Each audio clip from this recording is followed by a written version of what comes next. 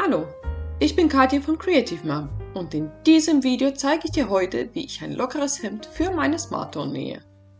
Wenn du das erste Mal auf meinem Kanal bist, würde ich mich über einen Daumen nach oben und ein Abo von dir freuen.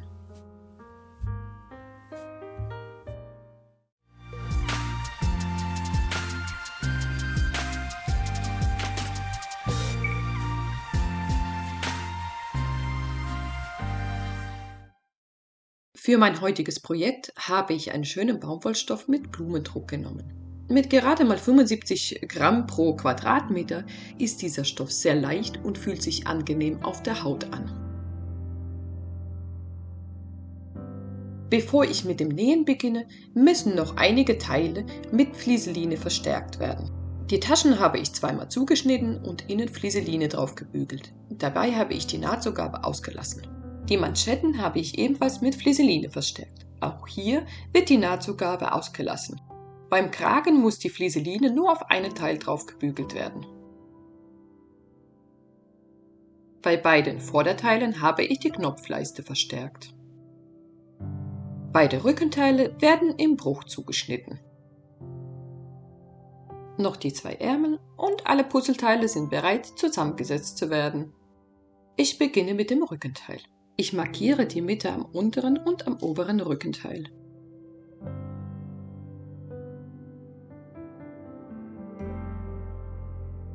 Die Rückenpasse lege ich mit der rechten Seite auf das untere Rückenteil und stecke die Seiten fest. Die Mitte der Passe und des unteren Rückenteils lege ich aufeinander und stecke diese zusammen. Ich fixiere die Stoffe noch mit ein paar weiteren Nadeln und werde gleich die Kellerfalte legen. Mit dem Zeigefinger schiebe ich den Stoff bis zur Mitte und lege eine Falte in Richtung der Ärmel.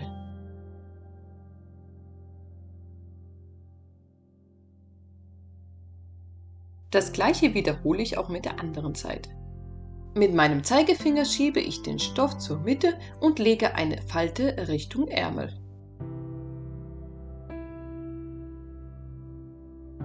Wenn ich beide Teile zusammengenäht habe, entsteht eine schöne Kellerfalte auf dem Rückenteil. Die Kellerfalte ist 1 cm breit. Ich nähe beide Teile mit einem Abstand von 0,5 cm zusammen. Anschließend versäubere ich die Kante mit einem Overlockstich und bügle die Nahtzugabe nach oben.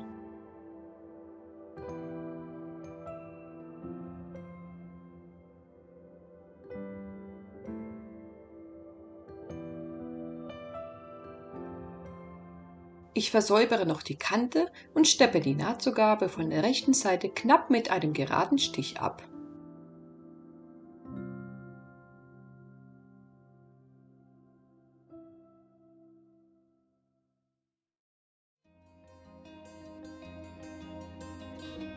Auf das fertige Rückenteil lege ich die Vorderteile mit der rechten Seite drauf und stecke die Schulternähte zusammen. Wichtig ist hier, dass die Knopfleiste zur Mitte zeigt.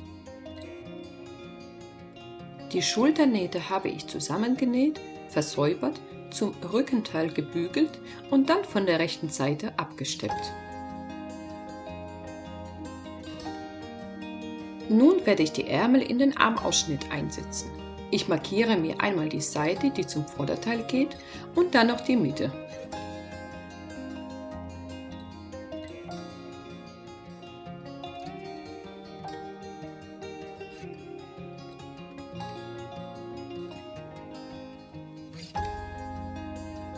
Zuerst stecke ich die Mitte der jeweiligen Teile zusammen und gehe zu den Seiten über.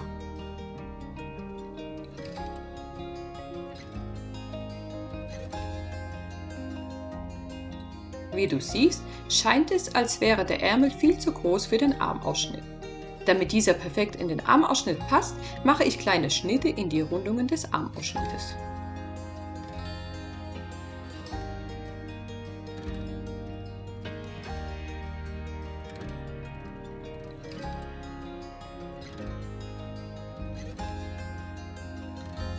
Durch die kleinen Einschnitte beim Ärmelausschnitt dehnt sich der Stoff ganz leicht und somit kann der Ärmel perfekt eingesetzt werden.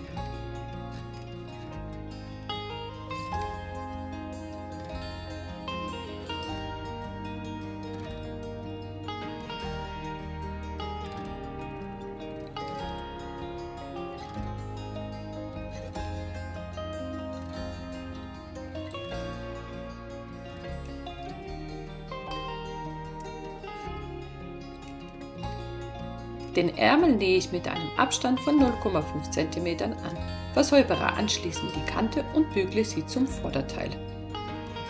Beim Nähen lasse ich mir Zeit, korrigiere den drunter liegenden Stoff, damit ich keine unerwünschten Falten reinnähe.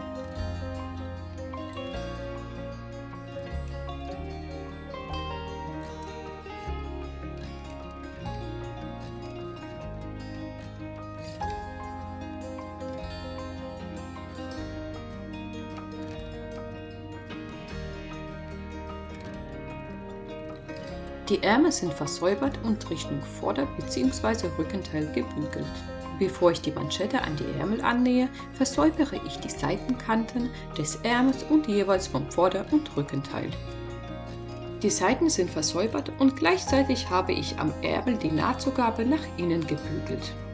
Hier reicht es, wenn du ungefähr 5 cm in der Länge umbügelst. Die Manschetten habe ich ebenfalls vorbereitet. Dafür habe ich sie in der Breite zusammengeklappt und gebügelt und dann auf einer Seite die Nahtzugabe ebenfalls umgelegt und festgebügelt. So wie der Ärmel jetzt ist er viel zu breit für die Manschette. Ich werde noch eine Falte legen, damit der Ärmel anschließend an die Manschette angenäht werden kann. Ich zeige anhand meines Hemdes, wie ich die Falte legen werde. Hier in meinem Hemd sind 2 Falten Richtung Rückenteil gelegt. Ich werde am Puppenärmel nur eine Falte Richtung Rückenteil legen. An einem Ärmel habe ich die Manschette bereits festgesteckt und zeige dir am zweiten Ärmel, wie es gemacht wird. Die Manschette lege ich mit der rechten Seite so an den Ärmel, dass noch 0,5 cm an den Seiten überstehen. Die gebügelte Nahtzugabe an der Manschette zeigt dabei nach unten. Auch auf der anderen Seite muss die Manschette noch 0,5 cm überstehen.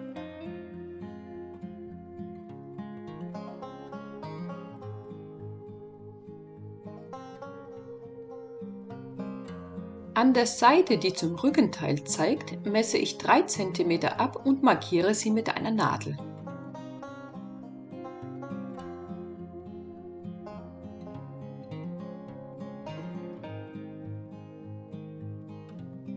Ich schiebe den Stoff bis zur markierten Stelle und lege die Falte Richtung Vorderteil.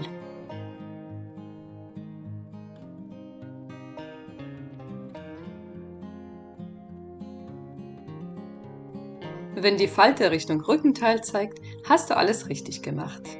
An beide Ärmel habe ich die Manschetten angenäht. Jetzt klappe ich die Manschette an der gebügelten Kante nach innen. Die zuvor umgebügelte Nahtzugabe klappe ich nach oben und stecke die Seiten zusammen.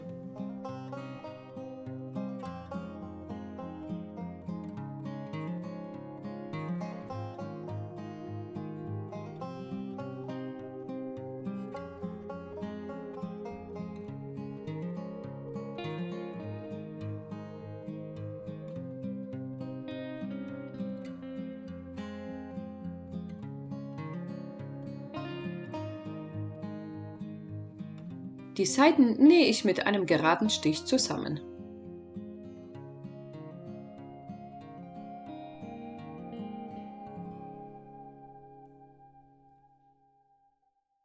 Die Nahtzugabe der Seiten und die Ecken schneide ich etwas zurück.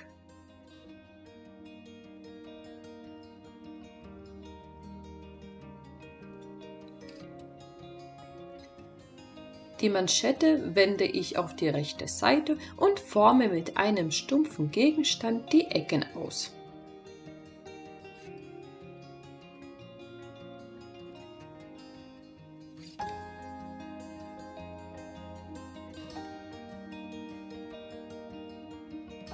Die Nahtzugabe schneide ich etwas zurück um unnötige Dicke zu vermeiden. Anschließend schiebe ich die Nahtzugabe in die Manschette und klappe diese darüber. Somit wird alles Unschöne versteckt.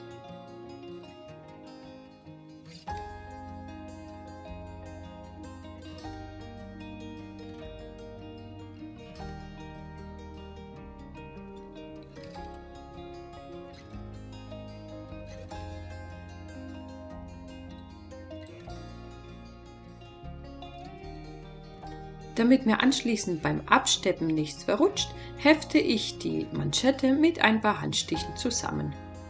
Die Manschetten habe ich vor dem Absteppen nochmal ordentlich gebügelt und steppe sie nun knapp am Rand rundherum ab.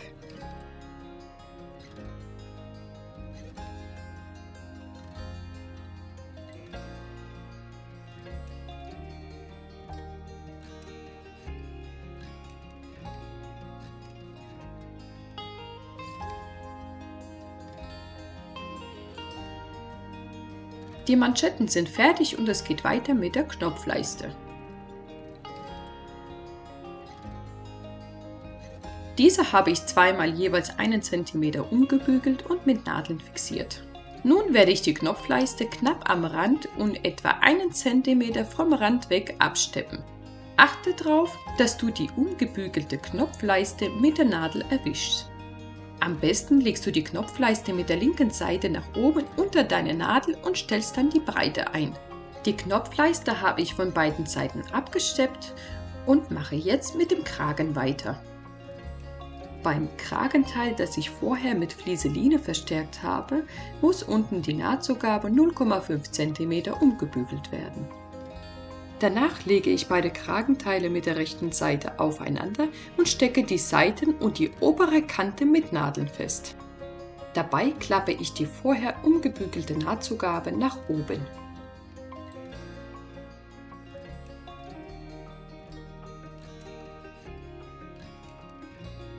Die Seiten und die obere Kante nähe ich mit einem Abstand von 0,5 cm zusammen. Die untere Kante bleibt offen. Vorsichtig schneide ich die Ecken und die seitliche Nahtzugabe etwas zurück und wende anschließend den Kragen auf die rechte Seite.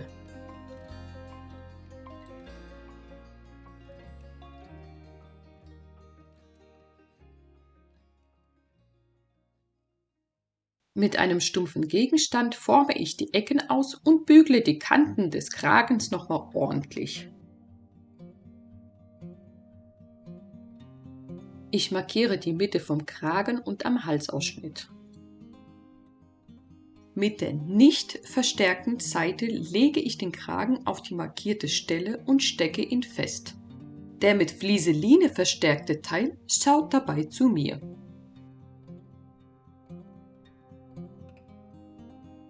Danach stecke ich die Seiten zusammen. Die Kante der Knopfleiste und des Kragens muss exakt aufeinander liegen.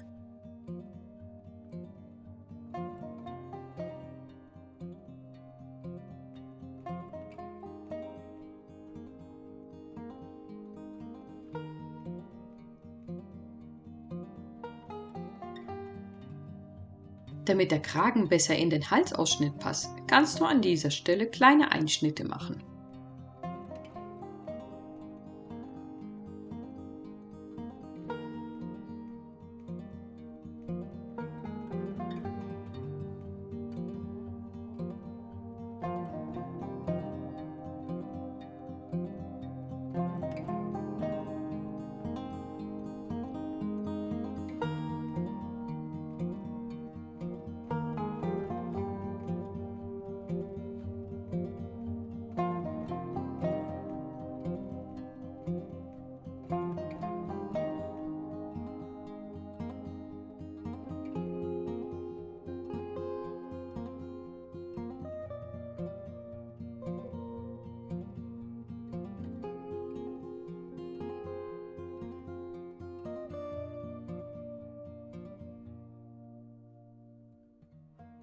Ich nähe langsam mit einem Abstand von 0,5 cm den Kragen an.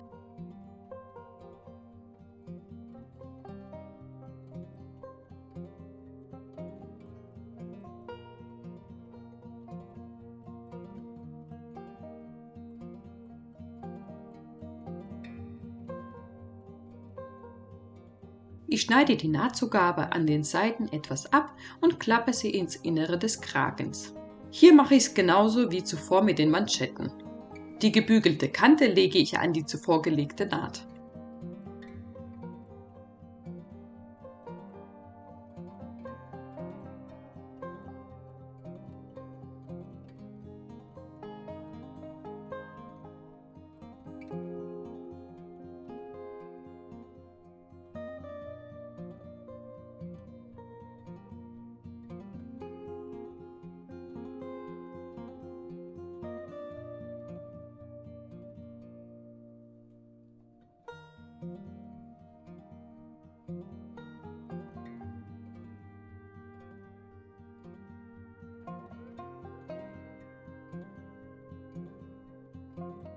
Den Kragen habe ich mit ein paar Handstichen zusammengeheftet und vor dem Absteppen ordentlich gebügelt. Mit einem geraden Stich steppe ich den Kragen rundherum knappkantig ab.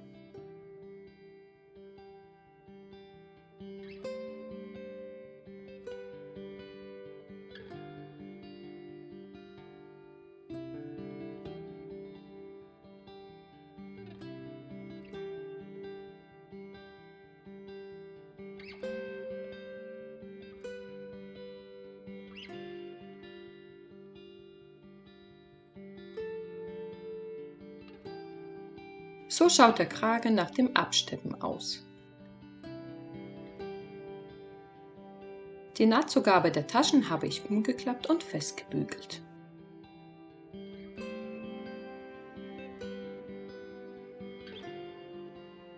An der oberen Taschenkante lege ich noch eine Ziernaht.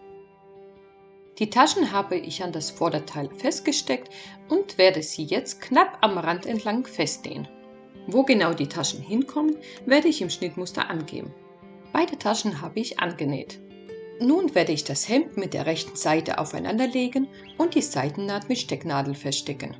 Ich beginne unter den Achseln und achte darauf, dass die Nähte direkt aufeinandertreffen.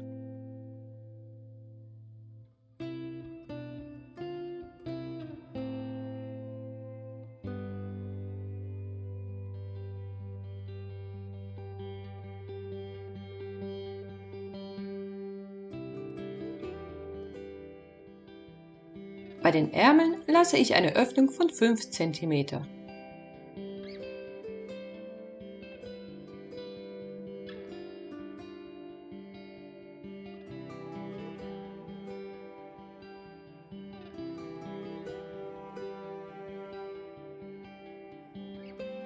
Die Seitennähte schließe ich mit einem geraden Stich. Die Nahtzugabe beträgt hier 0,5 cm. Den Saum habe ich mit einem Overlockstich versäubert. Ich bügle nochmal den Saumrand und dehne ihn dabei ganz leicht in den Kurven. Ich klappe einen Zentimeter vom Saum um und bügele die Kante fest. Auch hier versuche ich den Stoff etwas zu dehnen beim Bügeln. Ich forme quasi mit dem Bügeleisen die Kurve aus.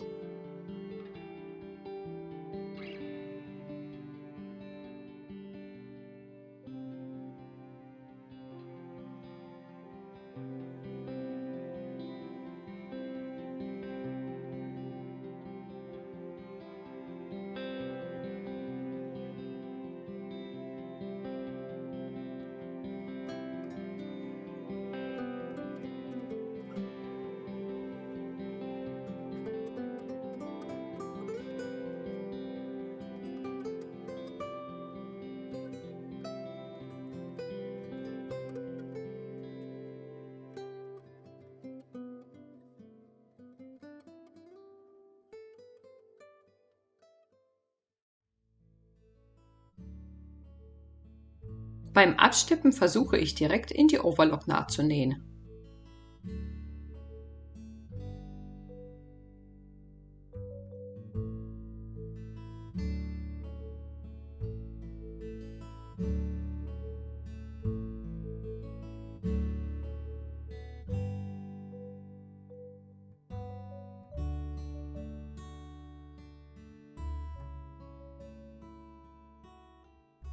Nun fehlen nur noch Knöpfe oder Druckknöpfe, je nachdem, was du zur Hand hast. Ich werde an meiner Bluse Knöpfe annähen und auf die hintere Seite kommen kleine Kunststoffdruckknöpfe dran. Ich zeige es dir anhand meiner Bluse. Auf die rechte Seite kommen bei mir die kleinen Druckknöpfe dran und auf die linke Seite die Knöpfe. Bei Damenkleidung wird die linke Knopfleiste auf die rechte Knopfleiste gelegt. Das wäre wichtig zu wissen, wenn du zum Beispiel richtige Knöpfe annähst und auf der anderen Seite Knopflöcher machst. Dann werden die Knöpfe auf die rechte Seite genäht und die Knopflöcher auf die linke Seite. An den Ärmeln werde ich wie bei meinem eigenen Hemd Druckknöpfe annähen.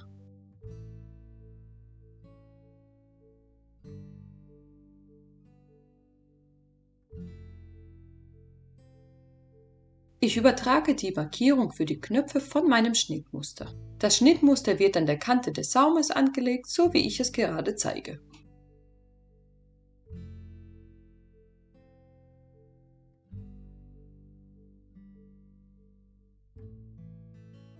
Für den Verschluss werde ich diese kleinen Druckknöpfe annähen und auf der anderen Seite die 1 cm großen weißen Knöpfe.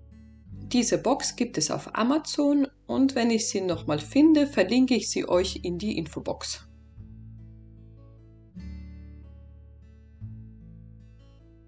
Meine Lieben, mir hat es wieder super viel Spaß gemacht, dieses Video zu drehen und ich hoffe, ich habe es einigermaßen verständlich rübergebracht und freue mich natürlich auf viele tolle Hemden. Ein schönes Jeansblau als Stoff würde euren Puppen besonders schmeicheln. Bleibt kreativ! Bis zum nächsten Mal. Bye bye!